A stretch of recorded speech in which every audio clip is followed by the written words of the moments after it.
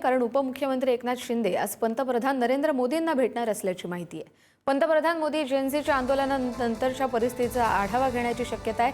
महाराष्ट्रातील परिस्थितीचा देखील पंतप्रधान मोदी आढावा घेण्याची शक्यता आहे। शिवसेना खासदारांच्या मतदारसंघातील विकास कामांबाबतही या बैठकीत चर्चा होऊ शकते।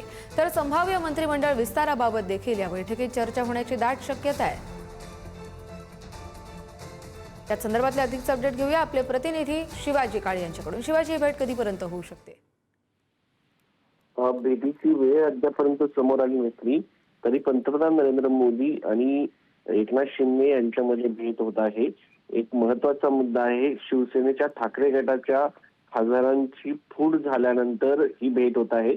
आज सकाळी हे खासदार साधारणपणे पंतप्रधान नरेंद्र मोदी यांच्यासोबत नाश्ता करणार असल्याची माहिती समोर येत आहे आणि त्यानंतर एकनाथ शिंदे हे पंतप्रधान नरेंद्र मोदी यांची भेट घेत आहेत।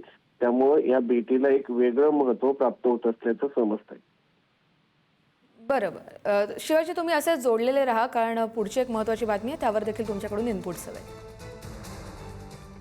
तर ठाकरेंचे फुटीर खासदार आज पंतप्रधान नरेंद्र मोदी यांना भेटणार आहेत। पंतप्रधान मोदी यांच्यासोबत सगळे फुटीर खासदार आज ब्रेकफास्ट करणार आहेत। शिवसेनेसोबत टीएमसी मधून फुटलेले खासदारही आज पंतप्रधान मोदींची भेट घेत आहेत। त्यामुळे भेट अतिशय महत्त्वाची आहे। या संदर्भातले अधिकचे अपडेट घेऊया आपले प्रतिनिधी शिवाजी काळे यांच्याकडून। शिवाजी, पंतप्रधान नरेंद्र मोदी आणि हे फुटीर खासदारांची महत्त्वाची भेट होत आहे, कारण या अगोदरच हे खासदार भेटणार होते। मात्र लोकसभेच्या जोपर्यंत निर्णय येत नाही, यांचं विलिनीकरणाला मान्यता दिली जात नाही, तोपर्यंत हे खासदार भेटू शकत नाही पंतप्रधानांना असं सांगण्यात आलं होतं। त्यानंतर आज हे खासदार ब्रेकफास्टला भेटत असल्याचे समजते। त्याचबरोबर तृणमूल काँग्रेसचे जे खासदार आहेत, जे एका वेगळ्या पक्षामध्ये एनसीपीआय पक्षामध्ये विलीन झालेले आहे, ते देखील या ब्रेकफास्ट डिप्लोमसीला उपस्थित असणार असल्याची माहिती समजते आहे। आणि हे खासदार त्यांच्या मतदारसंघातील ज्या समस्या आहेत त्या देखील या ठिकाणी पंतप्रधान नरेंद्र मोदी यांच्याशी चर्चा करू शकतात आणि पंतप्रधान नरेंद्र मोदी या खासदारांना काय मार्गदर्शन करतात हे पाहणं महत्त्वाचं आहे। धन्यवाद शिवाजी दिलेल्या माहितीसाठी।